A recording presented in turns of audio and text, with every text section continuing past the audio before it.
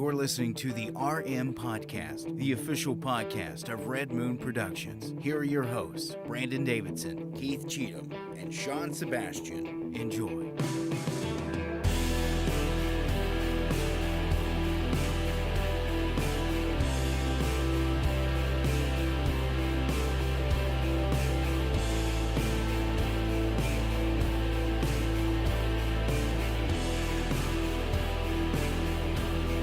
Welcome to another episode of the Red Moon Podcast. I am one of your hosts, Brandon Davidson, alongside our normal new host, Sean Sebastian. And Keith Cheatham. Now, Sean, you're going to sound a little awkward tonight. Awkward. Right. Well, he had a little mishap with his dinner. little din accident. Mishap with my dinner. Why don't you describe to everybody out there why you don't have the COVID? I don't have the COVID. Yeah, he does. No. I have. Don't worry. baked After this beans. episode, he will go into quarantine. Probably, yeah. For 14 days. So. I've got water and cough drops trying to fix everything, but pretty much just eating some really good food and like having a good time. And I was like talking and eating and laughing at the same time, and I happened to like just suck a baked bean down into my airway, and man, it was rough. I don't think I've coughed it out yet. You've tried to get it I've up. like tried, but I've like torn my insides trying to get this bean out. But and I asked the coming. all-important question: Are you going to eat beans again? Absolutely. Yeah. As long as they taste like I'll try to eat them without talking and laughing at the same time. That's right. He's not going to breathe them in anymore. That's true. Well, that's probably You don't breathe while you eat. That's the sad thing is that's probably a fair warning for us Americans. Yeah. I mean, I'm a fair example of our obesity rate just skyrocketing. Don't breathe while you eat. It's You won't choke on your beans. That's right.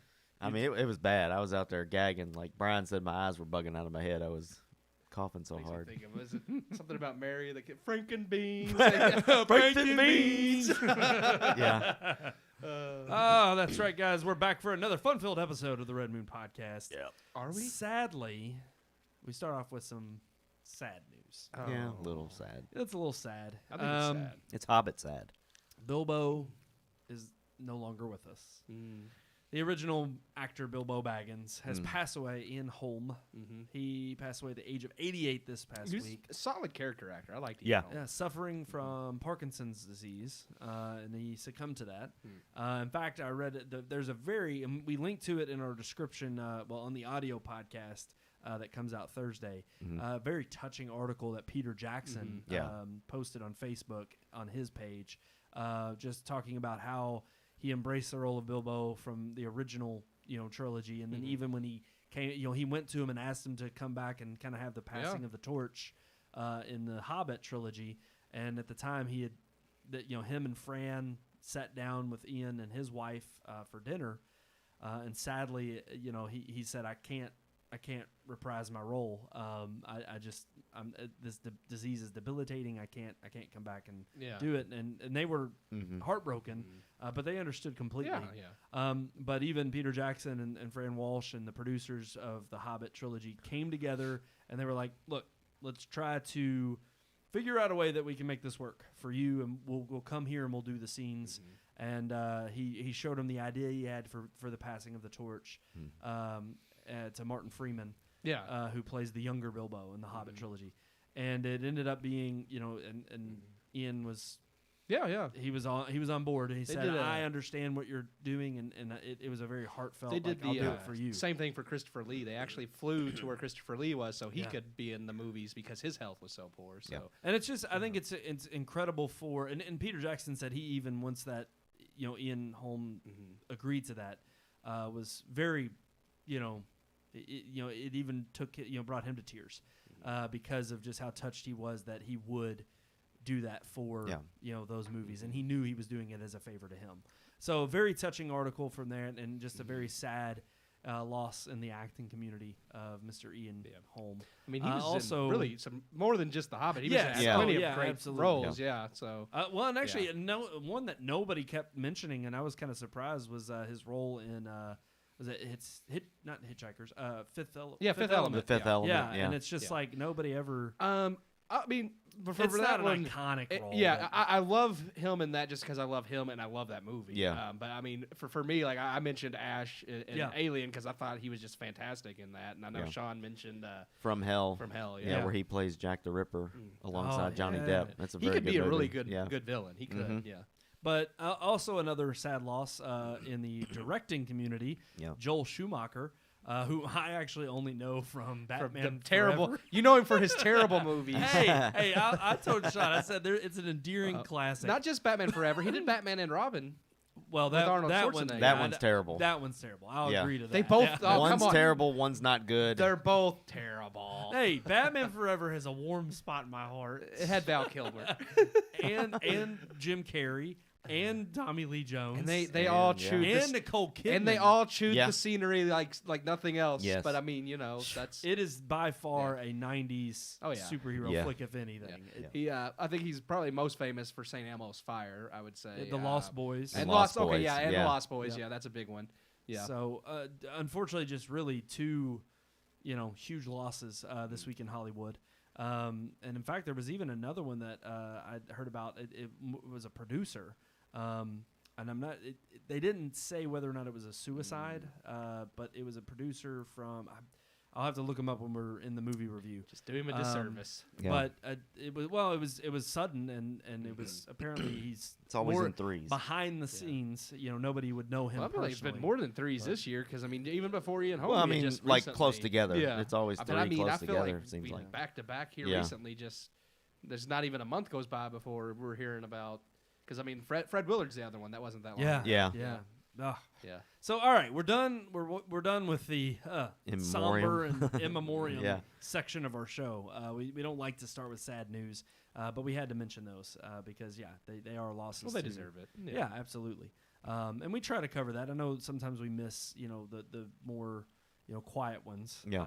But these are ones that are definitely of note, especially for us who've seen their Yeah. films and enjoyed them. Yes. Well, Batman Forever. Anyway. Mel Gibson's another one that just recently died. Again. I mean, I'm sorry. No, Again. his career. I'm sorry. His career died. What Sorry. movie was that again that you just Forces of watched? Nature Yeah. or Force of Nature. yeah. Terrible. Absolutely terrible Who else movie. was in Worst that? movie I've ever seen with Mel Gibson in it. Wow. And Emil Hirsch. Is it a new movie? It's a new movie that just came out, and I put it on my Plex. It was like out of nowhere. I saw it pop up on the well. the website that we get all of our DVD screeners from. Speaking of Mel Gibson, just because this just popped in my head, they're making a sequel to Chicken Run because he voiced the rooster. In Yeah. that. And they haven't confirmed if any of the voice actors are coming back. But Yeah, I do hope maybe they he get will. the characters. I do hope they get Mel Gibson back because I love the first Chicken Run. But Yeah. they're making the Well, sequel it's for odd that Netflix. it's like either it's got to be the direction if both performances in that movie. All were of bad. them are terrible. And not only that, but it's terrible. it's I like just can't even- he's been better as of late directing movies. Yeah. But even a report came out recently about him being accused, of course, of. anti-Semitic and well, homophobia. he's always had that. Well, I was going to Yeah. say, what else is Yeah. new? I mean, it's He's been like- anti-Semitic since Yeah. he made Passion of the Christ. So Yeah. I mean, It's like we have video recordings just like Alec Baldwin of them going Yeah. on rants and raves. that's Yeah. which one's career went in the dumpster and which one gets praised. Just say it. See, I don't understand like the passion. I don't understand the anti-Semitic. I mean, he made a movie that glorifies a Jew, but it also Well, the shows the atrocities of anti-Semitism other Jews. Wasn't necessarily from that movie. It's from Yeah. the recordings he made in real life where he, Oh, where he okay. was drunk and pulled over and started like ranting F about the it. Jews. But- and, but yeah. then- They but killed there- Jesus. Yeah, but then there was the whole backlash when the film came out. Yeah. Was like, well, you're really painting, oh yeah. the Jews in that time as in a bad light. And I'm It's like, like, well, they but did crucify was Jesus. Also one of I them. was like- yeah, I mean, like, I mean, come on. even if you're just going with like literary details, Painted it's the like, Romans pretty bad too. So Yeah, it's like you got to have. That's a like bad making guy. a World War II movie. Like you painted Hitler in a really bad light. Well, he did it. I mean, Yeah. you can't, I mean, you know what I'm saying? It's like, Yeah. if you committed the sin, you did it. I mean, Yeah. I don't know what else to say. It's funny though because you talk about how Hollywood is just always picking the wrong side of history. Oh yeah. And we've kind of gone through that a little bit throughout the last decade of films that we've been reviewing in the early days of the Academy. However, this one that we reviewed that wraps up the first decade maybe is a little different, kind of sings a different tune. finally one I would think that we could say is decent, a good way to wrap up that decade. It's the first biopic that won Best Picture that I actually agreed with. What is that? The Life of Emile Zola. Let's go to it.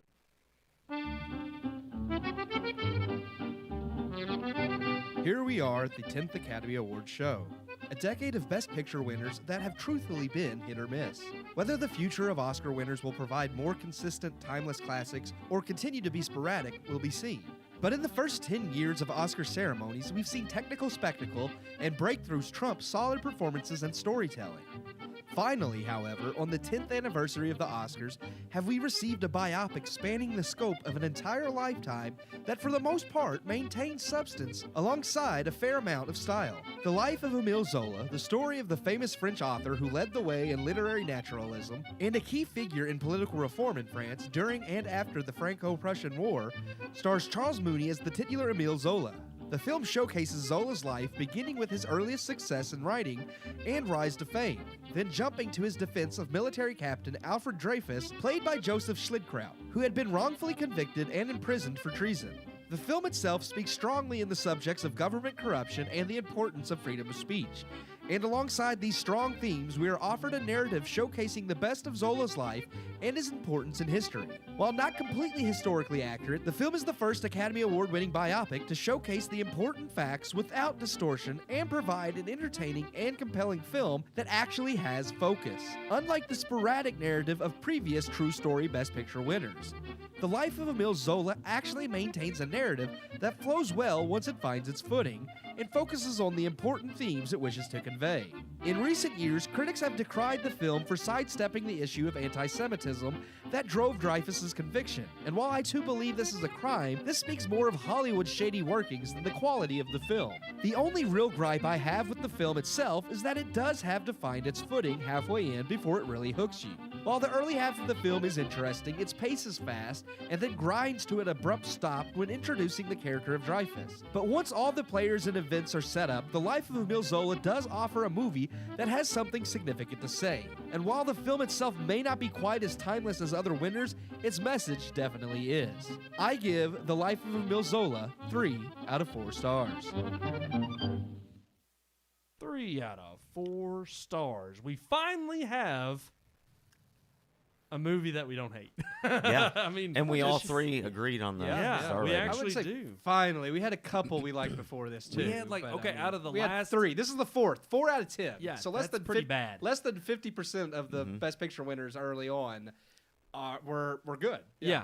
I mean, it's kind of sad because it's just like, I don't know. I figured there'd be more in this early category that I would love. Yeah. We've always talked about which we're not even in the golden age of Hollywood. No, not yet. But it's still kind of saddening and disheartening that we've really only had We're getting 4. there. I mean, Yeah. we're close. That's We're really not, like those aren't good odds though. Yeah. 4 out of 6. 4 out of 10. 4. I'm sorry. Yeah. That's That means terrible. there were 6 I'm sorry, bad ones. 6 bad Yeah. ones. Yeah. 4 out of 10. Yeah. 6 bad ones. That's terrible. Or That's terrible 4 out of odds. 10 for us. Sean only like 3 out of 10. Yeah. because he didn't like Wings. I was so. overly critical of Wings. Yeah. So I mean, that's not really a great sign starting out. But it was funny because talking about the great Ziegfeld last week, and it was the first biopic to win. Thankfully, this movie does do a better job in the biopic category. And primarily the reason for that is because it focuses on it was the last half of the film that saved it for me. Yeah. Truth be told, I thought the first half was okay, but it was really they were still focused on the one person. Yeah. And they didn't just speed through his entire They were trying to get lineage. to the point where like they want to explain why he was important. So that's kind of the first half, and they did kind of like speed through that. But I mean, once they got there, I agree, it was much better. Yeah. Right. And then to me though, I teetered on 2.5 out of 3. I'll go ahead and agree 3, because at least the last part of it and its overall messaging, it's hard because it falls into a category where because I liked the movie, I'm then more critical of what I would like to change to make it better. Better, yeah. Whereas these other movies that I didn't want to give the time because it was like I was bored, and I finally was like, it's not just a good wanted to be movie. done with it. You just want to be done with it. It's weird. I give them kind of more praise in some of the lower areas because I'm kind of like, yeah, they tried. But this one, it's like I wanted more out of it. For me, I agree. Like for me, I like the fact that it was cohesive throughout, and it focused on a central message, which I think is why. Whereas like these other biopics like Cimarron and Cavalcade, they were all over the place. It's like they had different stories going on all at once. At least this one, even though like, it was a little sporadic at the beginning, still had that central theme of like freedom of speech and government corruption throughout the whole movie. So and also I really liked his performance. So that kept it at the 3 for me, is because I was interested in watching him throughout. Like his performance kept me like entertained throughout the whole movie, whereas with Cimarron and some of the others, like from the very get-go, I was like, okay, I'm tired of these people. Yeah, and I feel like we've gone over some of this with our segment for Great Day, so I always feel like we're repeating ourselves. But I definitely enjoyed the fact that it was under 2 hours, that it was it was right at 2 hours just about, and that was one of the first ones that we've seen that hasn't been this extremely long movie. So even with it being a little bit kind of mellow and slower towards the beginning, and like Brandon said, it does pick up, especially when you get to the courtroom and stuff like that, it picks up. But to have that hour cut off of it that we were used to made it more palatable for me. But I really enjoyed the expose at the beginning, where it's just showing you the censorship that the French government and stuff were enacting. Yeah. I really felt like that laid the groundwork more for the rest of the film than actually explaining who he was. Yes. It was like, I understand we need to know who he is and how his role plays in the Dreyfus affair, but it was kind of like laying that groundwork and showing how they were censoring his books and pretty much threatening him, stop telling the truth. Yeah, stop telling the truth about the government and the corruption, or we're going to, and the fact that he ends up later being someone who plays this huge pivotal role in that affair is why there was. We kind of talked about how there was like almost 2 stories going, like 2 different films in one. That was the only knock against it. Yeah, that was the only knock I had against it too, really. But I did like the beginning as far as laying that groundwork, but I didn't really care for the 20 or so minutes of watching him go through the stuff. I was more interested in what it was, the reasoning that they were censoring him and things like that. And I think after it finally does introduce Dreyfus, that's when it kind of turned and became the film that I wished it would have been from the start. Go ahead. Okay. I was just going to say, I think that's something like I've noticed with more recent movies as to past movies, is because the history of that movie would have been a little bit fresher because it was the late 1800s after the Franco-Prussian War and all that. And because people would have been a little bit more familiar with that because it would have been closer to their time period, it doesn't explain much about that. And I feel like in newer movies, when it's like past material, they don't just trust that everybody knows the history. They kind of give a little bit, like not too much, but they still give you an idea of what's happening during that time period. Yeah. Well, I think, and that's the thing. I didn't really mind the lack of storytelling they had there. I just thought it was a very sharp turn from learning about this. You're knee deep in Life of Emile Zola. You see him become this huge success, this influence, and then all of a sudden you switch to this other character who then obviously becomes the next main focus of the movie. But I thought I felt like this transition could have been smoother. And granted, I will say that I think throughout this last decade, that's what you're seeing in Hollywood. You're still seeing how narrative choices become, more fleshed out. Yeah. I mean, we started with title cards that pop up and say, so-and-so are at this place. And it's like they didn't know you could just make a cut and show them there. You don't have to explain, now we're moving on to this scene. So it's like still early days of filming, still the first 10 years of the Academy. But I just thought that it was such a sharp transition that it just, for us to move from that one part of the movie into this other one, it did feel like 2 parts. Yeah. And it was such a drastic cut that was the only knock that I had for the film. That kind of took me out of. I was like, wait, what story are we following? Like, how does this have anything to do with him? Then, as it started to kind of develop, I was like, okay, I already see what's taking shape. Yeah. But even though I already saw what was taking shape, the appeal of how they play that out, and thankfully, the one thing that this didn't do was the problems of Cavalcade and Cimarron, where they thought scope and spectacle would be enough to tell the story. Yeah. They do focus on literally, just the minute details of this is just a guy and his lawyer defending him in the court, the French court against the judge. And it is literally this back and forth between them, but those conversations and those dialogue scenes are brilliant. And they're honestly what kept me focused throughout that last half. And I was just like, okay, now I'm engaged. I actually do want to see how this turns out. And I like to see, them fighting for this overarching message and theme of freedom of speech and fighting the government. And I thought it was just, honestly, it even though it takes place in France, it was like a pro-American, like, hey, you should be able to write whatever you want to write and criticize whoever you want to criticize. And I like that. That was good. So that's ultimately, why I did come down on that 3 out of 4 stars. Absolutely. So, check out The Life of Emile Zola. Probably a good way to at least wrap up the first decade. Yeah. Yeah, no, I mean, it was compared to everything that came before it, True. All right, guys, I think, man, are y'all ready to move on to some headlines? Yeah. Yeah. Woo! We're going to dive right into it. Oh, get that cough out, boy. You got a bean stuck in your throat? I got the scruff going. Yeah. It's a rough night. That's all right. Rough. Nobody, Rough. Maybe we do have the COVID. I don't think The so. Rona. The Rona. Got that Rona. My Rona. That's right. We were talking about anti-Semitism before the review, but that's actually the only gripe that modern critics give it is that that part of the reason Dreyfus was even convicted was because he was Jewish, and in Europe at that time, especially leading up from that point until World War II, there was a lot of anti-Semitism in Europe, and Hollywood didn't want to offend anybody in Europe. So they wouldn't.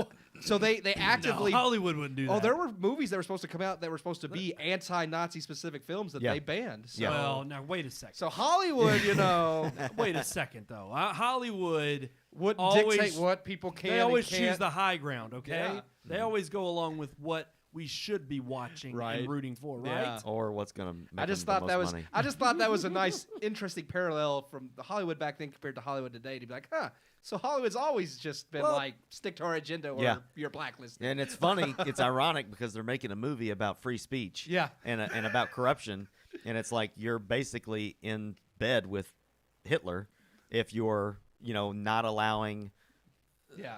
A message that's against him to come out because you're worried about the movie not doing well in Germany. Yeah. Right. Well, and you're just crazy. sitting here You intentionally can't offend- silencing yourself. Yes. And not being brave Yeah, enough. especially when the producer of the You film can't was offend Jewish. overseas markets. That's a no-no. Well, Yeah. we know Look that at with China. China. Yeah. But that's the crazy thing about this film is, like you said, the very foundation and moral of the film of being about freedom of speech, and yet they're censoring themselves. Yeah. Yeah. And it's like, y'all don't even have the balls to freaking That's Hollywood, man. Well, and that brings us to our first topic. Yeah. That's right. JJ. JJ. He's our moral crusader in Hollywood today. Well, at least Excuse me. today. Who knows who it'll be tomorrow or the next day. But JJ's got a guide to dismantle white supremacy, guys. He's going to help us through this time. He's got 20 objects on I his am list. so He happy. fixed the whole thing with 20 pages. 20 I'm 20 s- pages. I'm It's 20 so pages. happy. Oh, my gosh. A scrawny white guy is telling us how not to oppress. A rich. A rich. rich scrawny white guy is telling us how not How to. much more privileged can you get? I'm just saying. I don't know. That was my first take without even reading. Who are you to half of tell this article. white people how to not I don't. Well, I'm just thinking the whole idea of this movement is that you have literally, I feel like white liberal elites at the top saying this is how we need to commandeer this discussion and how we need to approach this. And I'm like, what? Because the white man knows best. Even though they're trying to tell you they don't, they're still. What was it called? It was 20 pages, How to Dismantle White Supremacy. Yes. Yeah. And all it, In Hollywood. I looked through it, and all it is really is a list of Common films. sense things. It's a list. No, it's a list of movies, books, articles, music, stuff like that he said you should watch and read to learn about white supremacy and Here's to the thing, learn I about don't black have- culture. Just read a history book. Well, would here's the- think. no, but history books are tainted. Okay, they are filled with white supremacy. We don't know the black story from our own history books. Yes, but fictional works that are going to be from the viewpoint of the creator cannot be one-sided at all, apparently. No. And I think that therein lies. Here's the thing: I am all for Yeah. embracing art of any kind. Yeah, I agree. And you know what? And that's the thing. We were just talking about a movie with freedom of speech.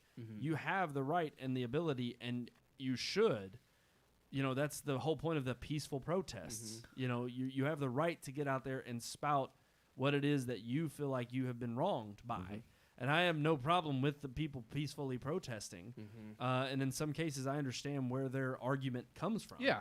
But at the same time, I find it, yes, ignorant to sit here and say, but yes, woe is me. However, I'm cultured. Yeah. You're not. Here's how you can become more cultured. Yeah. And it's like, I'm taking this from a white guy.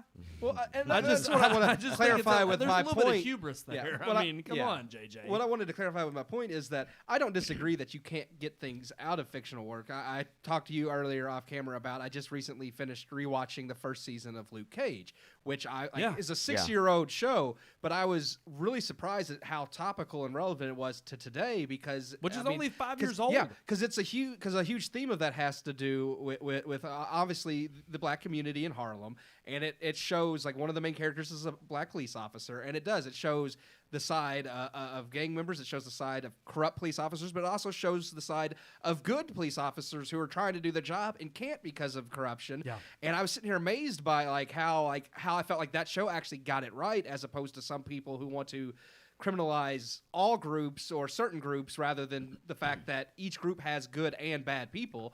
And I was sitting here watching this, and it's like, for me, I got something out of that, but I also don't base like history and my learning off that show. You can't take a fictional work, and it's like, I'm saying you can watch it and get something out of it, but you also have to do the research. You have to go back and look at the truth. I wouldn't say if you get all of your info from a work of fiction and base reality off of fiction, you're going to be kind of in trouble. Absolutely. Well, and actually, this kind of takes me to something I'm going to bring this up now because it is kind of relevant to the discussion. Yeah. But Sean and I both viewed Da Five Bloods. Yeah. From Spike Lee. Yeah. I personally. Five. I said Da Five. No, Yeah. but it's Da Five, Da Five. not Da Five. I said Da Five Bloods. Wait. What? You got to put Da and Five together. Da Five. Da Five Oh, Bloods. Da Five Bloods. Yeah. Okay. I don't want to. That's how you say it. I don't want to say it wrong. That's the appropriate way to say it. You sure? Did you take Da Five Bloods. like a class on how to pronounce?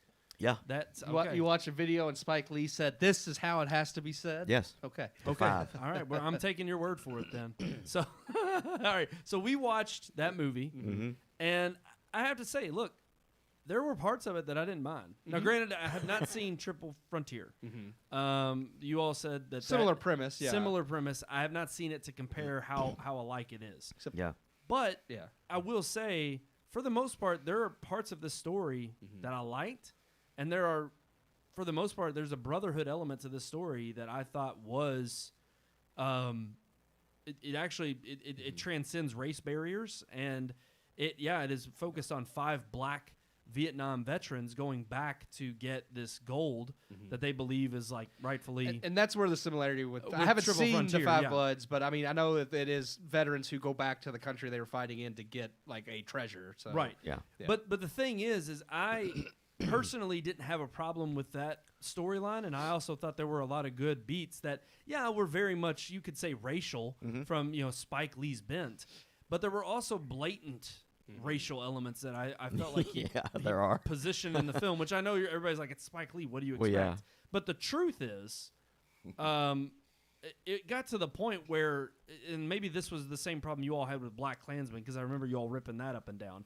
but he's gotten so blatantly political with his view and basically with his blackness that he puts into his films and fighting for that type of persuasion. I liked the first half of Black Klansman, but like towards the latter half, he just kind of Yeah. and it that's went off the And rails. that's Yeah. exactly, you get flavors of that throughout this film. You get flavors of moments where it's like it's focused on the story of the film, it's focused on just the element of the plot, and then all of a sudden we take a hard right turn and throw in some Hard left turn, I think. hard left turn.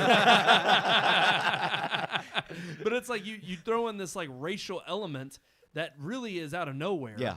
And the thing is there's some racial history that could be thrown in there tastefully. Yeah, but he does it blatantly. He does it in a way that completely disregards factual history sometimes. True. I'm just like, black people weren't the only Vietnam veterans that came back I thought that and was had an distasteful. issue. Every Vietnam veteran was spat on when they got home. Yes. Not just black ones. And that's what really ticked me off. That was the problem with the film is that he starts out a scene where he talks, he does show footage and still pictures of Vietnam memorials, and he kind of talks about it as the Vietnam War and the veterans being mistreated as a whole. Right. And then immediately he cuts from that to, but the black vets were treated way worse. And it's like, it completely undermines, I feel like, his ultimate message. And immediately my first thought is what I came to was, this is the exact same critical response that we give Christian films. And Christian films themselves are almost, I would say 90%. Trash. Probably more 98% trash. Yeah. And absolutely ridiculous and awful. Yeah. And we've gotten on here and I have trashed God's Not Dead. It is a ridiculous film. It's terrible. And as a Christian myself, I find it absolutely appalling to show those. It's kind of offensive. It is. Because it's cookie cutter Jesus. Yeah, it stereotypes Christianity into this goody two shoes. Oh, it's awful. Everybody, it's not like that. Right. And so, but for me, the same kind of criticism that come at those films and those people are lambasted for, rightfully so, are not the same kind of critical responses that are given to Spike Lee's films and his tie-in to, his racial elements in his films. And I'm like, how can we be fair in our critical assessment if we're going to sit here and you even brought it up, Keith, the Rotten Tomato score for that critics movie is alone. like 92%. Audience score is 40%. Yes. And That's I know. dropped. Yeah. Oh, has it? Yeah. So anytime I see a disparity that huge between critics and audiences, where the critics praise it and audiences hate it, I typically know that this is going to be a movie that has some type of bent that critics in Hollywood promotes and agrees with. So they gave it a pass. They gave it great scores, but then when it comes to the average Joe, the average audience member, they're going to watch it, and they don't. Most people go into the theater don't give a crap about a political bent one way or the other. They don't want to see a left-leaning one. They don't want to see a right-leaning one. They just want to see an entertaining movie. Yeah. So then when a movie starts preaching and harping on stuff, that's when audience members bow out. And I think that's what you see here with that low audience score. But it's weird, too, because it's like I do expect it from Spike Lee's films. Oh, yeah, you do. But the problem is I didn't expect it in such a harsh way of just trying to make me feel not only guilty for my skin color, but also just trying to, again, the same complaint we had with Black Klansman, furthering a divide that we're trying to close. And it's like, to me, this is the kind of film that spreads a toxic message to the point of there is a good plot there is a good moment of humanity, and ultimately it shows, I think, what war-torn veterans can come home to. Absolutely. And then have to live with the rest of their life. And in that way, there's a lot of good in the film, but there's also a lot of hatred that is just baked in from a racial perspective that I don't think does any good for anybody. Yeah, it wasn't just even black stereotypes that filled the film. I really hated the fact that the guy who is basically the one who loses his grip after Vietnam is the Trump supporter. Well, of course. And it's like they made the guy that goes crazy, they made him the guy that wears the MAGA hat. Because if you support Trump, you got to be crazy. You must be crazy. You got to be nuts. Yeah, you must be a gun-toting, evil maniac. But crazy I person. love how that's the thing. It's like Hollywood will take moments like that and they'll praise it because Yeah. it's bold and that's just, wow, that's earth-shattering. Well, they're not afraid to speak the truth. Yeah. But hell, when it comes to Christian films, no, those are just trash. Yeah. And it's like, Yeah. I'm in agreement. Yeah, they But are. if that's trash, so is this. Yeah. So that's my final point on it. The Five Bloods. The Five? The five. The Five. Okay, The Five. I got it right. I'm looking through this JJ thing, and what really cracks me up is like the table of contents. Of course, it starts right off with, if you have 5 to 10 minutes, you need to look at this stuff. If you have 30 minutes, look at this stuff. And I'm just like, basically, he's saying, if you're only willing to devote 5 to 10 minutes to this, then here's If something. you're only willing to devote 10 minutes to racial disparity, then Right. look at this. It's like, how much time are you willing to devote? How much time are you really willing to It's like a to Bible spend? study. It's like if you want to spend a Yeah. 10-minute Bible study or a 30-minute Bible study. Yeah. Hey, he's just trying to make it approachable for all kinds. Yeah, you yeah. know? He's trying to make it consumable for those who just maybe too saturated in their white privilege, okay? All right, guys. It's like if you're really racist, but you don't want to be, and you only want to give up about 10 minutes, this is a good path to start on. Yeah, I'm not going to lie. Like, I think there's a lot of important things going on in the world today, culturally and socially, and I don't want to just mock everything, but sometimes the discussion gets so drastically one-sided that you have to take a pause and not only just make fun of certain instances, but you also have to look at the hubris of, wait a sec, what's our main goal here? What's our main aim? And for me, I don't want to have to keep harping on these things every single week. But again, we talk about before, we don't want to get into politics here. A lot of times movies are made for an escape. Yeah. They're made to be somewhere where we can all go and commune together to at least have that part of humanity. Yeah. But it's sad that, topics keep coming up in the headlines where we've got to talk about it because that's the main. Well, for me, it's this issue of not everything is a clear cut like black or white. Like you have to believe this way or you're evil, or you have to believe that way or you're evil. There are like I said, there are good people that are protesting, just like there's good cops and bad cops. There's rioters and people that destroy stuff, and then people who are actually doing peaceful protests. Yeah. And it's this issue that people want to paint it as, well, this group is all evil or that group's all evil. It's like, no, that's not how it works.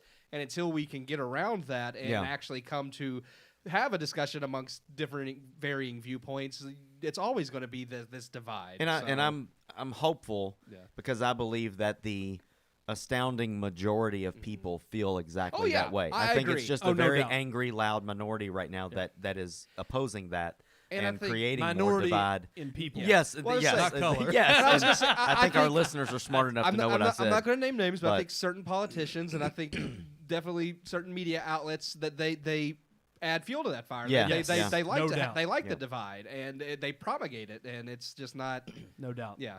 And we don't need Hollywood to do it too. We just want good movies. Right. Gosh. Well, and as we've seen, Hollywood they never understand what the times are about. They're always in it rather than influencing it. All right. Let's get on to something else that we can just trash Hollywood for. What's that? Well, so many outside players in the game have tried to get in with their streaming services. Everybody. If you post videos, you're going to have a streaming service.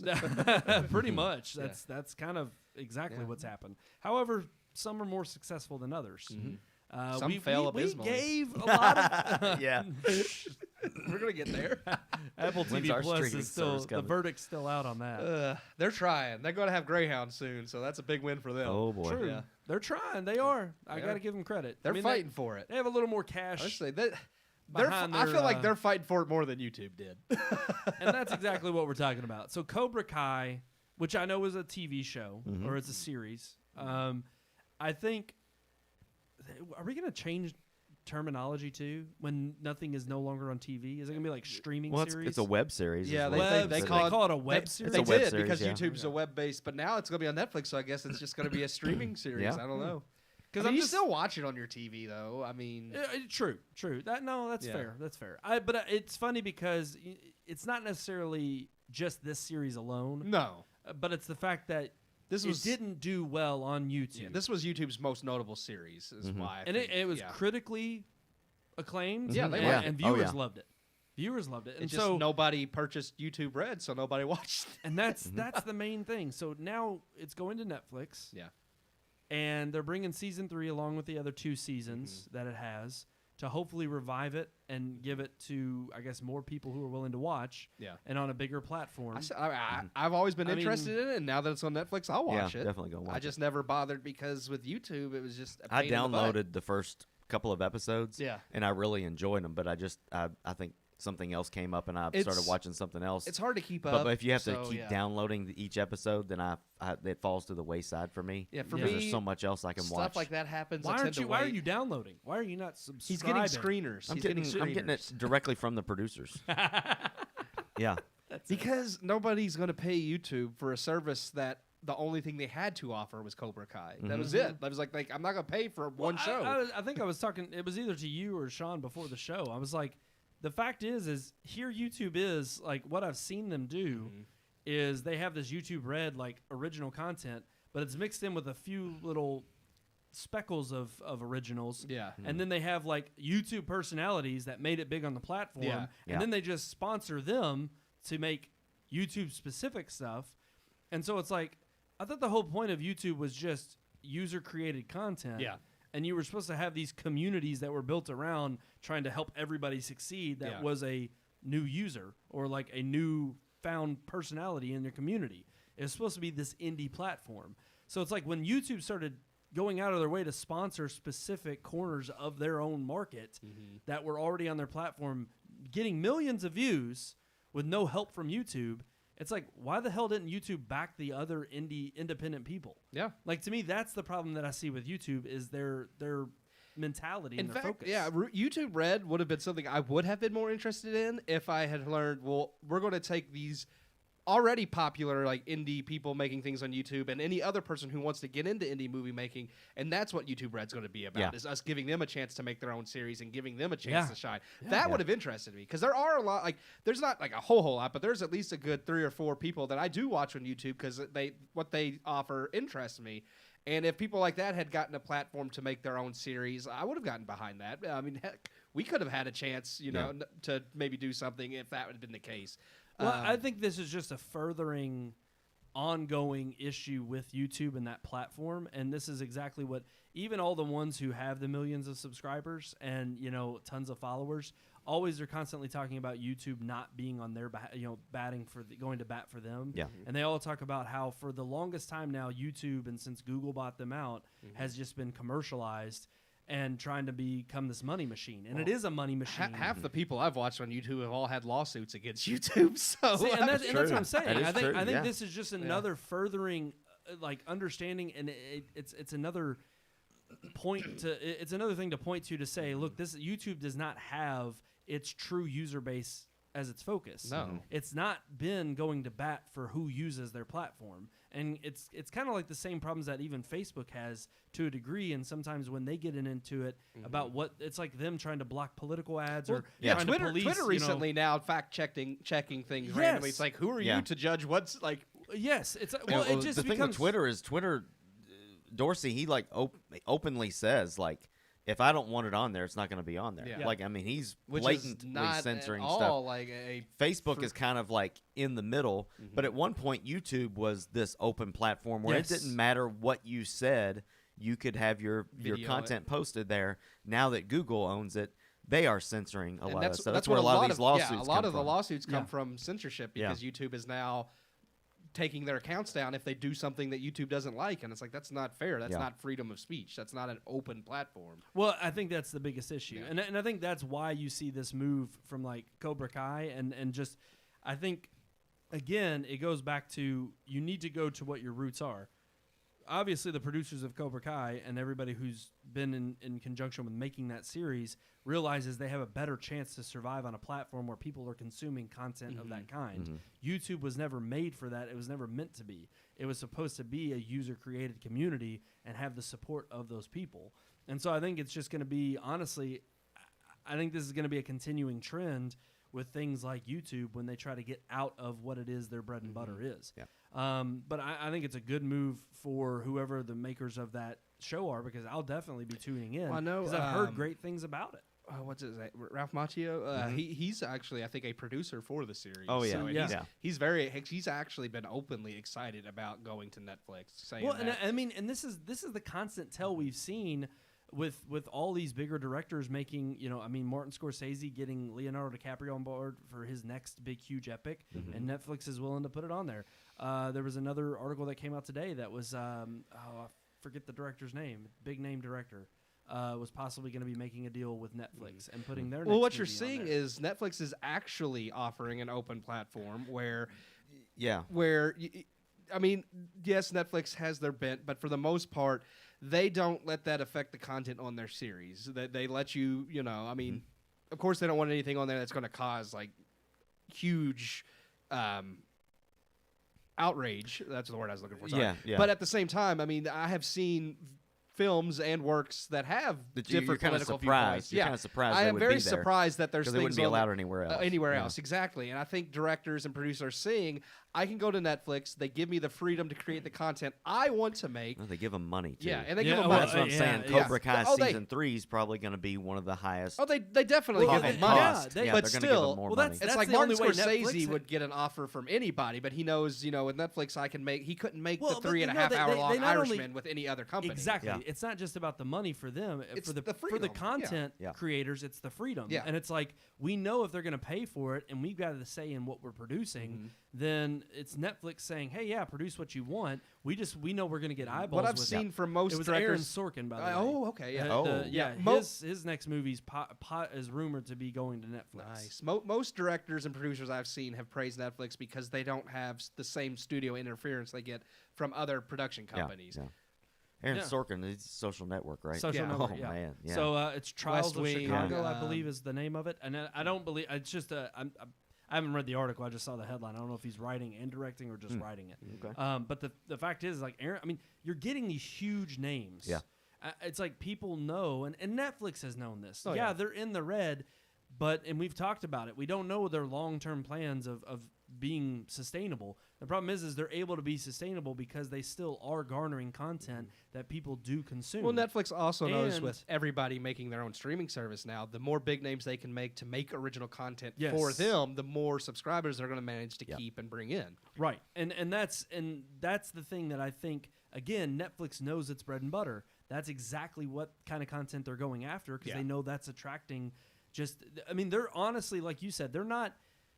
They have their own views on certain things, but as far as content goes, that's why you have Hispanic content, you have Japanese content, you have all of this varied type of content on there because they're trying to be appealing to a lot of I will audiences. admit, yeah, Netflix has probably one of the most diverse works on its service Yes. than any Yeah. other streaming service because they open it up for anybody and foreign filmmakers to make content for their service.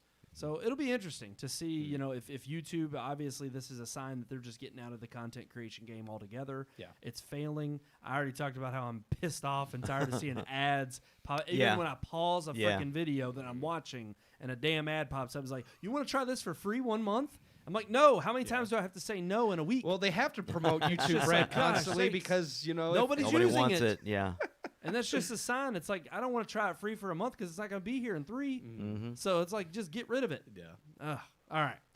I'm off my soapbox. All right. Well, I think I was going to mention one more thing with Yeah, Netflix, just yeah, real quick. Go ahead, yeah. I thought of it while y'all were talking, but I just never said anything. But comedians are using Netflix Yeah. as a good platform Yes. because people like Dave Chappelle who stand up there and say whatever the hell they want, Yeah. They can't do that on HBO no more. They can't do Or that. Comedy Central, Or Comedy yeah. Central. They can't say what they want to say because they're either painted censored. as bigots or they're censored or whatever. He can tell a joke about anything on Netflix and, they don't Yeah. care. And millions of people watch it. Yeah. Well, and I think it's sad that, honestly, comedians and thankfully that community has fought for it. Mhm. But it's been comedians who have come out and fought for that platform to have. But it's sad that that is the only platform right now, I feel like, in our arts and entertainment culture. Yeah, it really is. That really gives you the free reign to do and say whatever you want. Yeah. Because you have like we said, with Netflix and their own biases. Hell, I just looked on the movies when I was doing the update on the top movie streaming for Netflix. The first banner was alt-right, the Machine of Rage or something. And I'm just like, there's nothing about Antifa. But Yeah. let's talk about the alt-right. And I'm like, look, you can talk about fringe elements on both ends Yeah, of the spectrum, yeah. but you seem to be aiming at one particular. But it's like with comedians, it's like there's a free-for-all. Yeah. And I'm sure Netflix would be the first people to stand up and say, hey, we're a platform where we'll give you the freedom to say whatever it is you want. Yeah. And I'm sorry, but when people consume it, it's like give people that freedom of choice. Give them the freedom to choose. All right, guys, I think we're ready to finally move on to our vices. That's right, vices this week.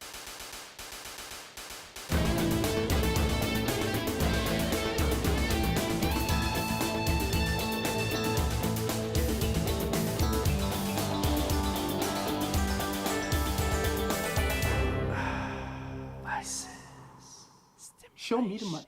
That Show was me the good. money. That was good. I don't know what the dance was that we were all three doing. I don't. It was just. What were you doing? I mean, it was white all. folk dance. It was all bad. It was like what was that movie? Night at the Roxbury. Yeah. Oh, yeah. Yeah. Doing the Peanuts thing, you know. Okay. So what's our Vices segment about? Stimulation. Ooh. I like talking about I'm that. sure that Like, could be a vice. What's going on? Stimulation. Mm-hmm. What could it possibly be? Can you get too much? Can you be overstimulated? I don't know if that's a. I think maybe we Is should that a thing? clarify. I think that varies between men What kind and of women. stimulation are we talking about? We were actually talking about. I think we mean like in consuming things like video games, books.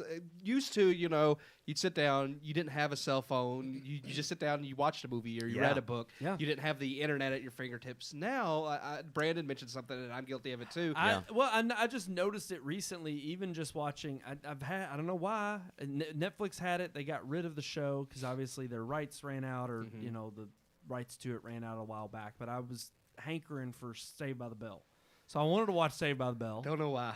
Keith got it downloaded to Plex, thankfully. Yeah. Mm-hmm. And so I've been enjoying Saved by the Bell, but because I know what happens, a lot of episodes I'll be sitting there with it on in the background, fully intending to watch the whole episode and laugh and enjoy it like I remembered as a kid.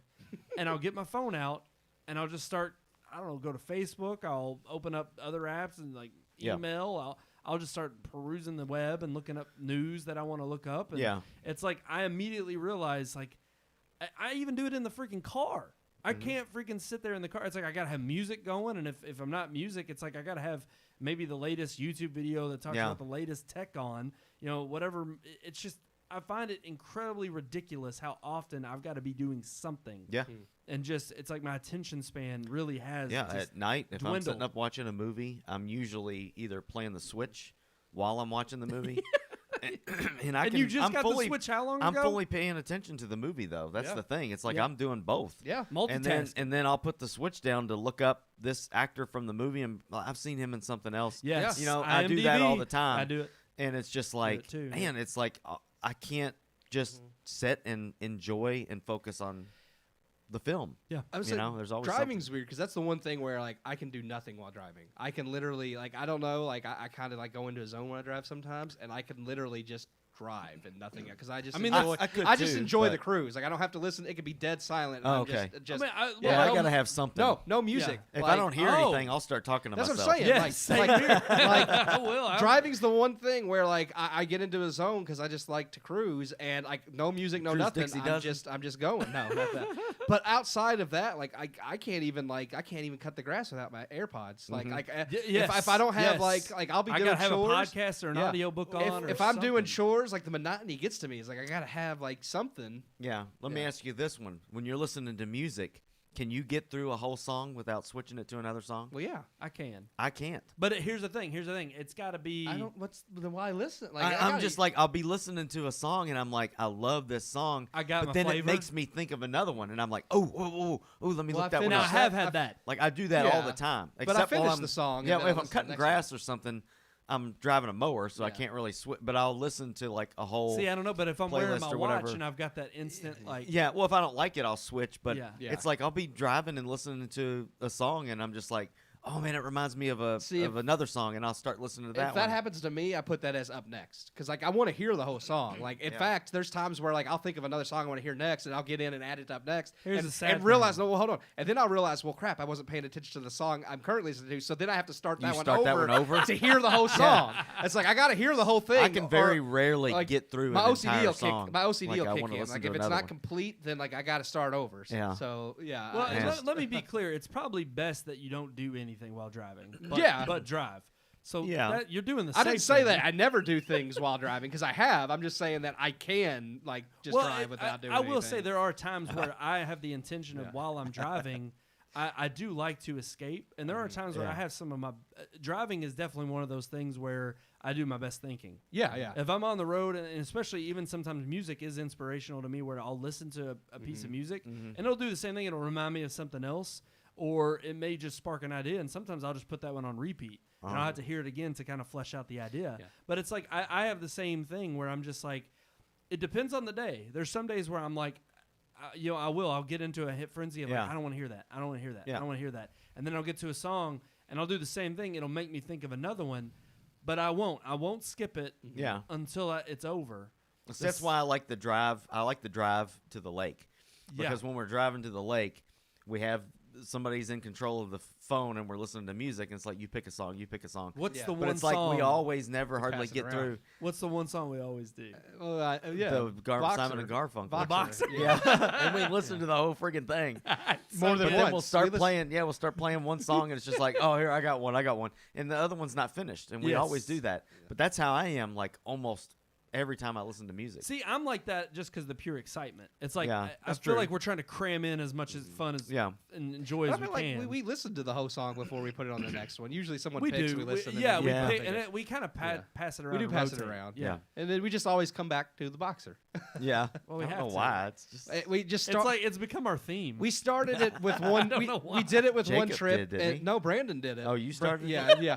La, la, la. Yeah. And it became it was a joke at first. Like Brandon played it, and it is a good song, but then he was just being funny playing it again. And then it caught on, and every trip now, like I mean, not even to the lake. We did it when we went to Boston. We did it.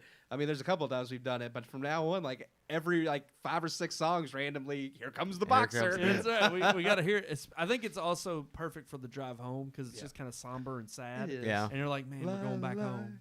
It's just boom, boom. You know who? It's I mean I like Simon and Garfunkel's better still, but who has a really good cover of that I just discovered is Nobody. Mumford and Sons has a really No, good. no, Yeah.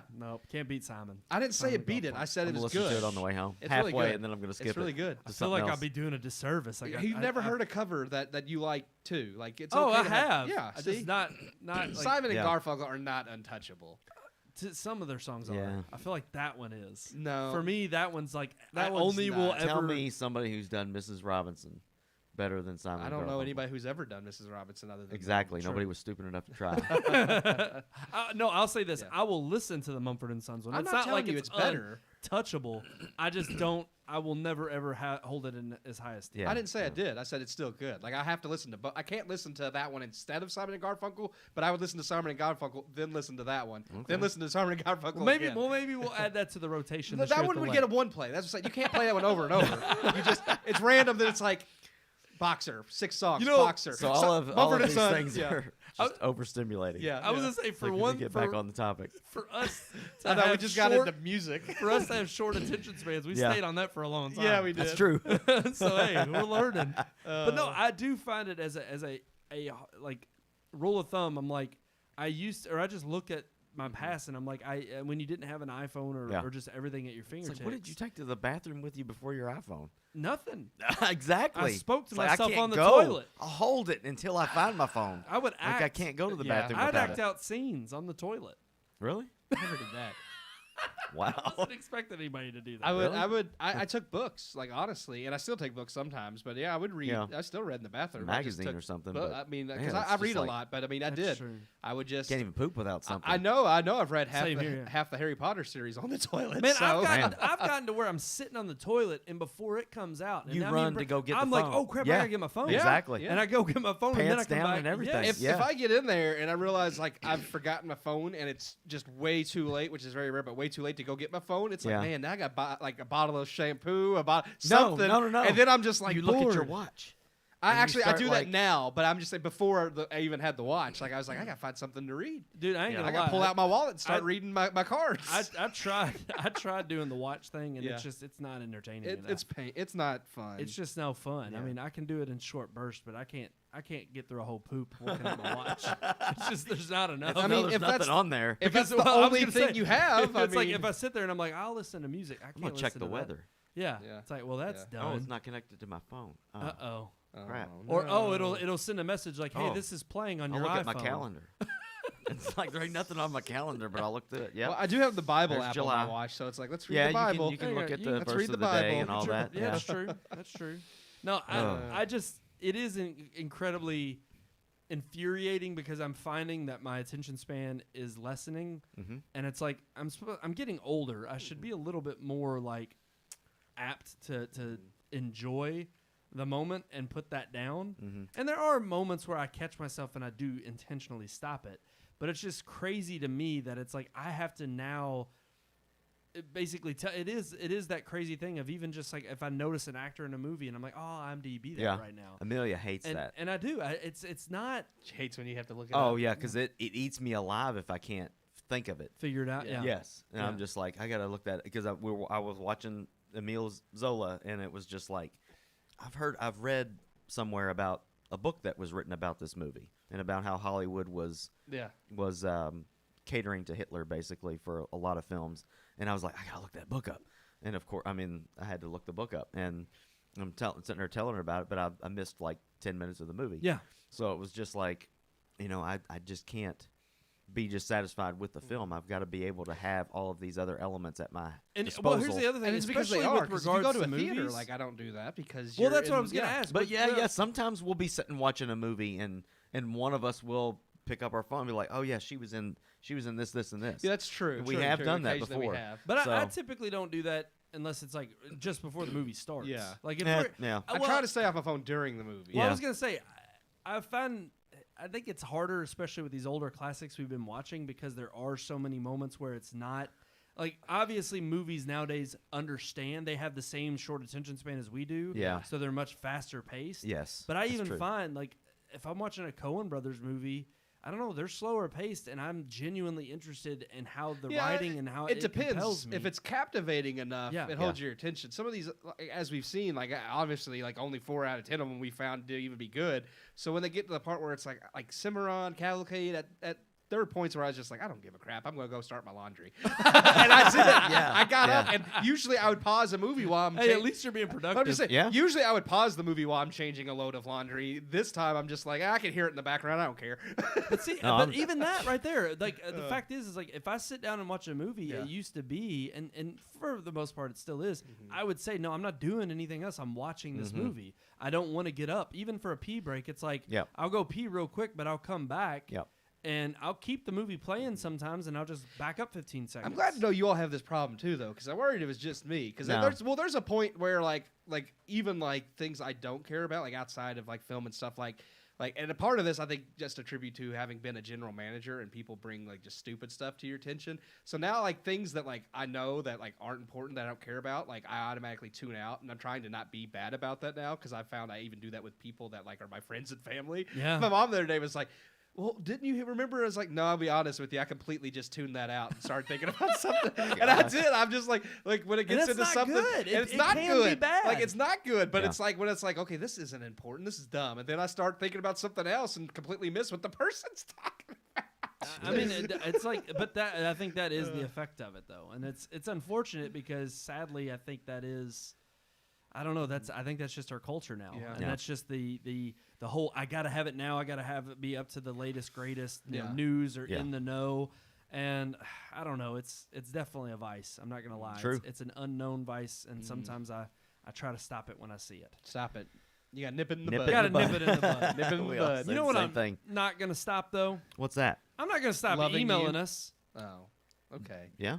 That's you email right. us? I email us all the time. Nobody ever responds to my email. We don't get it. I'm be honest with you. Get it. I'm be honest with you. I see your email and I just ignore it. Yeah, he tunes it out. Thank you. I'm gonna do like what we did in the early days. I'm just gonna fake emails, okay? Oh. I'm gonna start sending them under different names, and you're not gonna know. I'm gonna read it and be like, "This is stupid." People don't make us do that. Don't. That was tough. Send us an email. Writing lies. It was really hard. We want emails from everybody, not just Jacob. Real and Neil. people. Well, if we do, then what? How do they do that, Keith? Well, they would go onto their computer or phone or tablet or technological device, and they would type up an email and send it to rmpodcast@redmoonproductions.com. That was so smooth. That was good. That was Preferably really good. not while you're watching a movie, though. Nah, don't do focus it. on the movie. No, focus on the movie. Email us later. Maybe you like the movie and Honestly, you want to say, hey, guys. If you think of an idea during a movie and it's about us, email Yeah, us. we're desperate. Yeah. Go ahead. Be like, Email hey, us. guys, did you see this movie? Or, hey, guys, I think your opinion on that is garbage. I mean, anything. You We all don't care. suck. Mm-hmm. You're white privilege. Actually, That's I would welcome, like, trash talk emails because sometimes those are more fun to address. Like, tell us how crappy we are. No, honestly, if you write a, that's all we're gonna get. That's fantastic. We will read it here on the air. I kind of hope we do start getting just terrible emails. That's right, guys. RMPodcast at RMProductions.com. If you can't laugh at yourself, then what can you laugh at? Yeah. Exactly. All right, guys, I think that is going to do it for this episode of the Red Moon Podcast. As always, thank you for tuning in. You can check out our segment on Great Day Live on WHAS 11 every single week on Tuesdays or Thursdays. Sometimes they switch the days on us. But you can also check us out live here every Tuesday night, 9 p.m. on YouTube and Facebook Live. I am one of your hosts, Brandon Davidson, alongside our normal new host, Sean Sebastian. and Keith Cheatham. we will see you right here next week. Yeah.